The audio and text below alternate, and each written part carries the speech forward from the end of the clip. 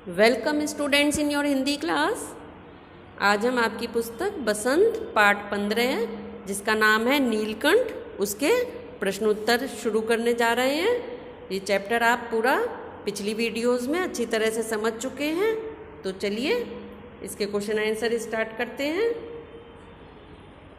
पहला क्वेश्चन है, मोर मोरनी के नाम किस आधार पर रखे गए? मोर और मोरनी के नाम किस आधार पर रखे गए थे? मोर की गर्दन नीली थी इसलिए उसका नाम नीलकंठ रखा गया, जबकि मोरनी मोर के साथ साथ रहती थी अतः उसका नाम राधा रखा गया। चूँकि मोर की गर्दन कैसी थी? नीली थी, तो इसलिए उसका नाम क्या रख दिया गया था? नीलकंठ। और मोरनी जो थी वो हर समय मोर के साथ रहती थी, साथ साथ सहचरनी की तरीके से रहती थी, तो इसलिए उसका नाम क्या रख दिया गया? राधा। जैसे कि राधा जी हर समय अपने कृष्ण जी के साथ रहती थी, तो इसलिए उसका नाम क्या रखा गया? राधा।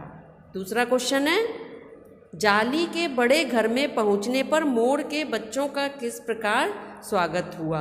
जब महादेवी वर्मा जी के घर में, जाली के बड़े घर में मोर के बच्चों को पहुंचाया गया तो उनका किस प्रकार से स्वागत हुआ था? मोर के शावकों को जब जाली के बड़े घर में पहुंचाया गया, शावकों यानी बच्चों को जब जाली के बड़े घर में पहुंचाया गया तो दोनों का स्वागत ऐसे किया गया जैसे वर वधू के आगमन पर, नव वधू के आगमन पर किया जाता था। यानी कि जब कोई घर में नई बहू आती है तो उसका घर में स्वागत किया जाता है, इस प्रकार से उस जाली के बड़े घर में अन्य पक्षियों ने उसका स्वागत किया। जैसे कि लक्का कबूतर जो था वह क्या कर रहा था? नाचना छोड़कर उसके चारों ओर घूम घूम कर गुटरगू करने लगा। बड़े खरगोश जो थे वो गंभीर भाव से कतार में बैठकर उन्हें देखने लगे। जो बड़े बड़े खरगोश थे वो गंभीर भाव से, गंभीर होकर, सीरियस होकर लाइन से बैठकर उसे ध्यान से देखने लगे कि ये कौन से पक्षी हैं, कैसे हैं, उसके स्वभाव के बारे में आकलन करने लगे। जैसे कि कोई नई नववधू आती है तो जो घर के बड़े बुजुर्ग होते हैं वो क्या करते हैं? वो ध्यान से उन्हें यह चीज़ देखते हैं ना कि इसका स्वभाव कैसा है, क्या कर रही है, तो वो इसी तरीके से बड़े खरगोश उन्हें देखने लगे बच्चों को।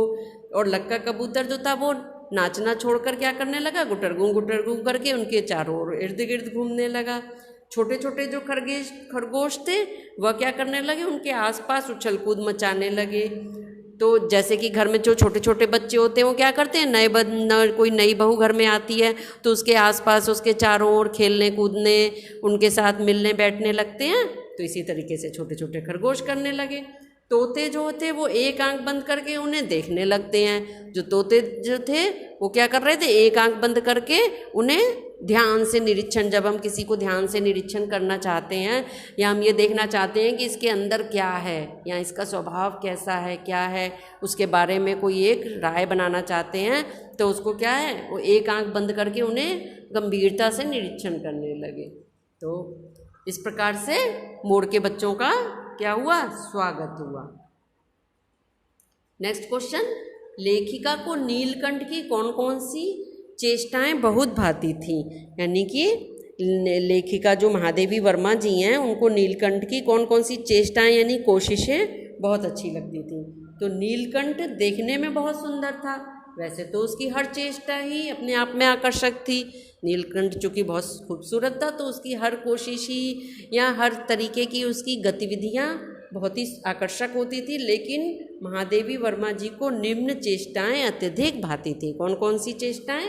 एक तो उसकी गर्दन ऊंची करके अकड़कर देखना, दूसरी विशेष भंगिमा के साथ गर्दन नीची करके दाना चुगना, एक विशेष भंगिमा कहेंगे, विशेष मुद्रा, विशेष छवि अपनी, उसके साथ गर्दन को नीची करके उसका दाना चुगना, पानी पीना, एक विशेष उसके साथ पानी पीना, गर्दन को टेढ़ी करके शब्द सुनना, यानी कि किसी का कोई शब्द है तो उसको सुनने के लिए क्या करता था? गर्दन को टेढ़ी करके सुनना।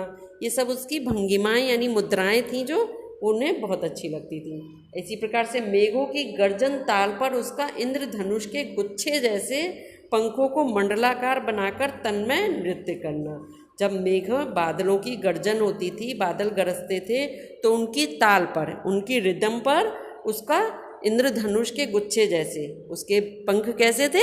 इंद्रधनुष के गुच्छे जैसे, उनको मंडलाकार आकृति में उसको छाता सा बनाकर वह तन्मय होकर नृत्य करता था। जब महादेवी वर्मा जी के आगे तो वह उनको बहुत भाता था। महादेवी के हाथों से हौले हौले चने उठाकर खाना, अपनी पैनी चोंच से भी उनके हाथों से बहुत धीमे धीमे से उठाकर चने खाना, जिससे कि उनके हाथों पर उसकी पैनी चोंच लग न जाए। महादेवी के सामने पंख फैलाकर खड़े होना, ये सभी मुद्राएं और चेष्टाएं महादेवी वर्मा जी को बहुत प्रिय थीं। नेक्स्ट क्वेश्चन क्या है? इस आनंदोत्सव की रागनी में बेमेल स्वर कैसे बज उठा? वाक्य किस घटना की ओर संकेत कर रहा है? आपके चैप्टर में ये लाइन आई है ना कि इस आनंदोत्सव की रागनी में बेमेल स्वर, यानी कि आनंदोत्सव की रागनी क्या है? यह वाक्य लेखिका द्वारा कुब्जा मोरनी को लाने की ओर संकेत कर रहा है। यानी कि जब जाली घर में एक दूसरी कुब्जा मोरनी को महादेवी वर्मा जी लेकर आई तो यह उसकी ओर संकेत कर रहा है कि उस कुब्जा मोरनी को वहाँ पर लाना किस प्रकार से था कि आनंदोत्सव की रागनी में बेमेल स्वर का बजना। नीलकंठ, राधा और अन्य पशु पक्षी बाड़े में आराम से रह रहे थे। नीलकंठ, राधा और दूसरे पशु पक्षी भी सब मिलजुल कर बड़े आराम से रह रहे थे। तो जिसे लेखिका ने क्या कहा है? आनंदोत्सव की रागनी कहा है। इसको क्या कहा? आनंदोत्सव की रागनी, यानी कि सब बड़े आनंद के साथ आराम से एक दूसरे के साथ मिलजुल कर रह रहे हैं। तो आनंद की रागनी एक तरीके से बज रही है। परंतु कुब्जा मोरनी का आने से वहाँ पर क्या हुआ? अशांति फैल गई। तो उस अशांति का फैलना क्या है? एक बेमेल स्वर का बजना है। जब कभी बहुत खूबसूरत रागनी बज रही है तो उसमें कोई ऐसा बेमेल स्वर आके बज जाए जो कानों को चुभने लगे, जिसका कोई रिदम ताल उसके साथ ना बैठ रहा हो और वह कानों को चुभ रहा है, लग रहा है कि यह यहाँ से इसको बंद कर दिया जाए, तो वो क्या हुआ? एक बेमेल स्वर हुआ। वह क्या था? जैसे कि कुब्जा मोरनी का आना, क्योंकि उसके आने से सब जगह अशांति फैल गई। वह स्वभाव से मिलाप वाली नहीं थी, ईर्ष्यालु प्रकृति की थी, और वह ईर्ष्यालु प्रकृति की होने से नीलकंठ और राधा को एक साथ देख नहीं सकती थी। राधा के अंडे भी उसने तोड़ डाले थे। नीलकंठ जिससे दुखी रहने लगा था, और ऐसा करते करते धीरे धीरे क्या हुआ था? उसकी मृत्यु भी हो गई थी। तो यह सभी उसकी क्या था? मृत्यु का कारण बनी। कौन? कुब्जा बनी उसकी मृत्यु का कारण। तो कुब्जा कैसी थी? बेमेल स्वर। और आनंदोत्सव की रागनी क्या था? इन सभी का, जीव जंतुओं का कुब्जा के आने से पहले एक दूसरे के साथ मिलजुल कर रहना। आगे नेक्स्ट क्वेश्चन, बसंत ऋतु में नीलकंठ के लिए जाली घर में बंद रहना असहनीय क्यों हो जाता था? बसंत की ऋतु में नीलकंठ जो है उसको जाली घर में बंद रहना उसको सहन क्यों नहीं होता था? जब बसंत ऋतु में जब आम के वृक्ष सुनहरी मंजरियों से लद जाते थे, जब सुनहरी मंजरियों से आम के वृक्ष लद जाते थे और अशोक के वृक्ष नए पत्तों से बग जाते थे, अशोक के वृक्ष पर नए छोटे छोटे कोमल पत्ते आ जाते थे, तब नीलकंठ को जाली घर में रहना अच्छा नहीं लगता था और वह बेचैन हो उठता था। क्योंकि बसंत ऋतु में किसी घर में बंदी होकर वह नहीं रह सकता था। उसे पुष्पित और पल्लवित वृक्ष भाते थे, उसे फूलों वाले और पल्लवों वाले वृक्ष भाते थे और वह उन पर जाकर बैठना चाहता था, झूलना चाहता था। तब उसे बाहर छोड़ देना पड़ता था, उस समय में उसे बाहर छोड़ देना पड़ता था, जिससे कि वह तरह तरह के वृक्षों पर घूम घूम कर बैठे उनका आनंद ले सके। नेक्स्ट क्वेश्चन, जाली घर में रहने वाले सभी जीव एक दूसरे के मित्र बन गए थे। जाली घर के अंदर जितने भी जीव जंतु रहते थे सभी एक दूसरे के दोस्त बन गए थे, परंतु कुब्जा के साथ ऐसा संभव क्यों नहीं हो पाया? यानी कि वह सभी जीव जंतु जो एक दूसरे के साथ इतने मित्रता से रहते थे, वह कुब्जा के साथ मित्रता क्यों नहीं कर पाए? जाली घर में रहने वाले सभी जीव जंतु एक दूसरे के मित्र बन गए, परंतु कुब्जा के साथ ऐसा संभव नहीं हो पाया, क्योंकि कुब्जा किसी से मित्रता ही नहीं करना चाहती थी, वह किसी से फ्रेंडशिप करना ही नहीं चाहती थी। वह सबसे क्या करती थी? लड़ती रहती थी। उसे केवल नीलकंठ के साथ रहना अच्छा लगता था, वह केवल नीलकंठ को पसंद करती थी और उसके साथ रहना अच्छा लगता था, परंतु वह इसके साथ ही क्या चाहती थी कि कोई दूसरा नीलकंठ से बात भी ना करे, उसके पास भी ना आए, वह अपना पूरा अधिकार उस पर चाहती थी। तो वह और किसी को उसके पास भी नहीं जाने देती थी और किसी को भी उसके साथ देखते ही उसे चोंच से मारना शुरू कर देती थी। तो इसलिए सारे जीव जंतु उससे प्यार नहीं करते थे, क्योंकि वह सबके साथ लड़ती थी, सबको मारती भी थी। तो इसीलिए ही सारे लोग उसके दोस्त नहीं बन पाए। आगे नेक्स्ट क्वेश्चन, नीलकंठ ने खरगोश के बच्चे को सांप से किस तरह बचाया? नीलकंठ ने खरगोश के बच्चे को सांप से बचाया था जब सांप ने खरगोश के बच्चे को मुंह में रख लिया था। तो इस घटना के आधार पर नीलकंठ के स्वभाव की विशेषताओं का उल्लेख कीजिए। इस घटना के आधार पर नीलकंठ के स्वभाव की कौन सी विशेषताएं सामने आती हैं? एक बार एक सांप जाली घर के भीतर आ गया। सब जीव जंतु भागकर इधर उधर छिप गए डर के मारे, परंतु एक छोटा सा जो खरगोश था वह सांप की पकड़ में आ गया। सांप ने उसे निगलना चाहा, परंतु आधा पिछला शरीर मुंह में दबा लिया और उसका आधा पिछला शरीर क्या किया? मुंह में दबा लिया। नन्हा सा जो खरगोश था वह धीरे धीरे चींची कर रहा था। सोए हुए नीलकंठ ने दर्द भरी व्यथा सुनी तो वह अपने पंख समेटता हुआ झूले से नीचे आ गया। अब नीलकंठ क्या था? सोया हुआ था, लेकिन फिर भी वह चौकन्ना था। उसने तुरंत किसी छोटे से खरगोश की व्यथा सुन ली और वह जल्दी से अपने पंख को समेटकर जल्दी से नीचे आया और उसने बहुत सतर्क होकर सांप के फन के पास पंजों से दबाया। उसने फन के पास से पंजों से दबाया, सीधे फन पर उसने अटैक नहीं किया, क्योंकि इससे खरगोश मर सकता था। तो उसके अंदर बुद्धिमानी भी थी, सतर्कता भी थी। आपने देखा ना कितना सतर्क और चौकन्ना भी था कि वह उसके पास आ गया, और बुद्धिमानी भी थी कि इसको मैं कैसे बचाऊं। सांप के फन के पास से उसने दबाया और फिर अपनी चोंच से इतने प्रहार उस पर किए कि वह अधमरा हो गया। अब उसने वीरता के साथ उसकी चोंच पर प्रहार किए कि वह अधमरा हो गया, और फन की पकड़ ढीली होते ही खरगोश का बच्चा मुख से निकल गया। अब जब वो घायल हो गया सांप, तो उसके मुंह से खरगोश का बच्चा निकल गया।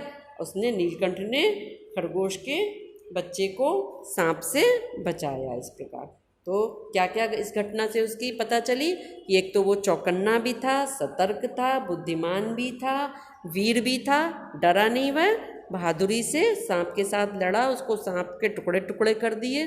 और उसके अंदर और इसके अलावा और भी क्या स्वभाव में विशेषता थी कि वह छोटे पक्षियों जानवरों से प्यार भी करता था, ममता भी रखता था। जब उस खरगोश के चोट लग गई तो वह अपने पंखों को फैलाए हुए उस खरगोश को अपने पंखों के नीचे छुपाए अपनी गर्मी देता रहा। रात भर उसको गर्मी देता रहा, जिससे कि उसका जो घाव है, जो दर्द है, वह ठीक हो जाए।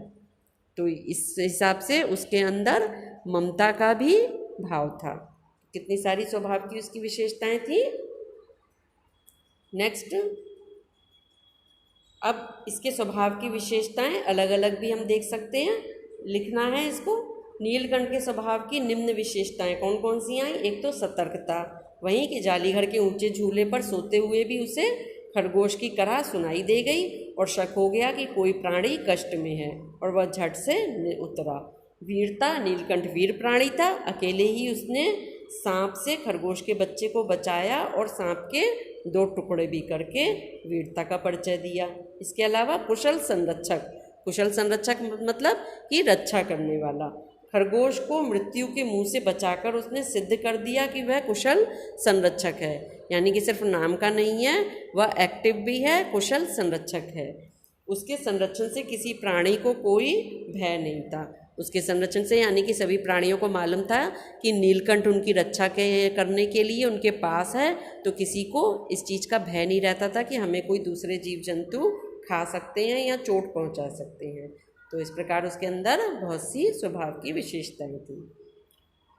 अब निबंध से आगे का देखते हैं। पहला क्वेश्चन, यह पाठ एक रेखा चित्र है, रेखा चित्र की क्या क्या विशेषताएं होती हैं जानकारी प्राप्त कीजिए और लेखिका के लिखे किसी अन्य रेखा चित्र को पढ़िए। तो यहाँ पर आपको रेखा चित्र की विशेषताएं लिखनी हैं, ओके। और निबंध से आगे में केवल आपको पहला क्वेश्चन नहीं करना है, दूसरा और तीसरा क्वेश्चन नहीं करना है, ठीक। तो निबंध से के में जो 7 क्वेश्चन दिए हैं वह आपको करने हैं, और निबंध से आगे का पहला क्वेश्चन कॉपी पर करना है, दूसरा तीसरा नहीं करना है। अब पहले क्वेश्चन का आंसर देख लेते हैं। रेखा चित्र एक सीधी कहानी ना होकर जीवन के कुछ मुख्य अंश प्रस्तुत करती है। रेखा चित्र क्या है? सीधी कहानी नहीं है, बल्कि क्या है, एक जीवन के कुछ मुख्य अंशों को प्रस्तुत करती है। पूरी कहानी ना होकर के क्या है, एक कुछ अंश को, महादेवी वर्मा जी के जीवन का कोई जो महत्वपूर्ण अंश है उसको प्रस्तुत कर रही है। यह एक सीधी सादी कहानी नहीं होती, बल्कि संपूर्ण जीवन की छोटी बड़ी घटनाओं का समावेश होता है। रेखा चित्र में भावनात्मक और संवेदना होती है। रेखा चित्र के अंतर्गत भावनाएं भी होती हैं और संवेदना भी होती है कि कुछ पशु पक्षियों का इसमें क्या है, सामने चित्रण किया गया है, उसके स्वभाव की विशेषताएं शब्दों के माध्यम से खूबसूरती से बताई गई हैं। आप उनको सामने तो नहीं देख रहे हैं किसी को भी, परंतु उन सभी का चित्रण इस प्रकार से किया गया है कि आपके सामने वह पूरा रेखा चित्र ऐसे प्रस्तुत हो जाता है जैसे कि वह आप स्वयं महसूस कर रहे हैं उसको और स्वयं देख पा रहे हो। इसमें बनावट लेश मात्र भी नहीं होती है, बनावट ना होकर के सब कुछ एकदम स्वाभाविक होता है। अन्य रेखा चित्र महादेवी के संग्रह से आप पढ़ सकते हैं, गूगल से अन्य रेखा चित्र निकालकर महादेवी वर्मा जी के, उसको भी आप पढ़ सकते हैं। ओके, तो ये सभी आप कॉपी पर करेंगे। ओके, नेक्स्ट वीडियो में आगे का चैप्टर लेंगे, तब तक के लिए बाय बाय।